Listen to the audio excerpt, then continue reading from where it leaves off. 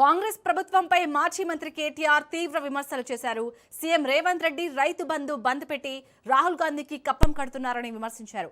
ఆయన యనుమల రేవంత్ రెడ్డి కాదు, ఎగవేతల రేవంత్ రెడ్డి అని కేటీఆర్ సెటైర్లు గుప్పించారు.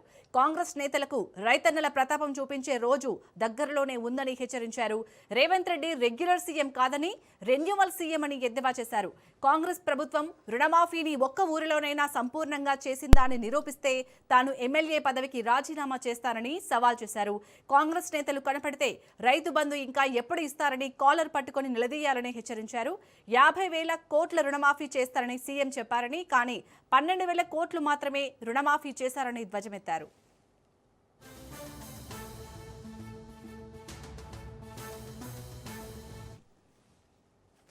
హామీ అమలు చేయడా 2.5 ఏళ్లలో ఇంత అన్యాయం ఉంటుందా? కాంగ్రెస్ వాళ్ళ మేనిఫెస్టో, వాళ్ళ గ్యారంటీలు, 420 హామీలు, వాళ్ళ అభయ హస్తం దేశ చరిత్రలో కాదు ప్రపంచ చరిత్రలోనే అతిపెద్ద మోసం అని చెప్పక తప్పదు. మనం వింటుంటాం, పేపర్లలో టీవీలలో చూస్తుంటాం, వాడెవడో చెడ్డీ గ్యాంగ్ వచ్చిండు, వీడెవడో రైస్ పుల్లింగ్ గ్యాంగ్ వచ్చిండని. ఆ గ్యాంగుల కంటే డేంజరు ఈ కాంగ్రెస్ గ్యాంగు అనే మాట నేను మీకు విజ్ఞప్తి చేస్తున్నా. కరోనా కంటే డేంజర్ కాంగ్రెస్ అనే మాట ఇలా రైతులు మాట్లాడుతున్నారు. రేవంత్ రెడ్డి ఉన్నాడు, ఏం మాట్లాడిండు ఆ రోజు? 2 పంటలకే ఇస్తారా రైతు బంధు, 3వ పంటకి ఇయ్యడా కేసీఆర్ అని మాట్లాడిండు ఆ రోజు. ఎకసెక్కాలు ఎటకారాలు మాట్లాడిండు, కారాటం ఆడిండు. ఇవాళ ఒక్క పంట కన్నా చక్కగా పడుతుందా రైతు బంధు? పడుతుందా? ఈరోజు ఆ దౌర్భాగ్య పరిస్థితి వచ్చింది. అవును, వేస్తున్నాడు రైతు బంధు. ఎప్పుడు వేసిండు? ఒక్కసారి ఎలక్షన్ల ముందు వేసిండు గంతే. సర్పంచ్ ఎలక్షన్ల ముందు ఒక్కసారి. ఇప్పటికి 4 సార్లు వేసేది ఉండే, ప్రభుత్వం వచ్చినాక ఒక్కసారి వేసిండు తప్ప మళ్ళా పత్త లేడు.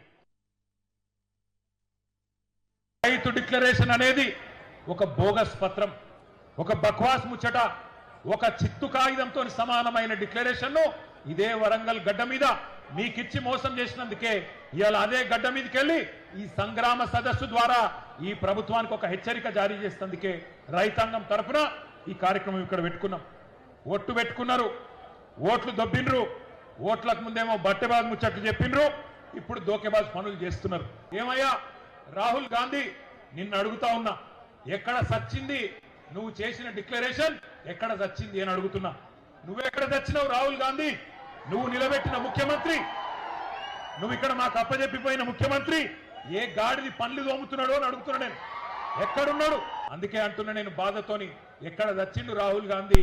4 ఏళ్లే రైతు డిక్లరేషన్ అని చెప్పి ప్రభుత్వం వచ్చి 2.5 ఏళ్ళు అయిపోయాయి. ఎక్కడ ఒక్కటన్నా అమలు చేసినవా అని అడుగుతున్నా.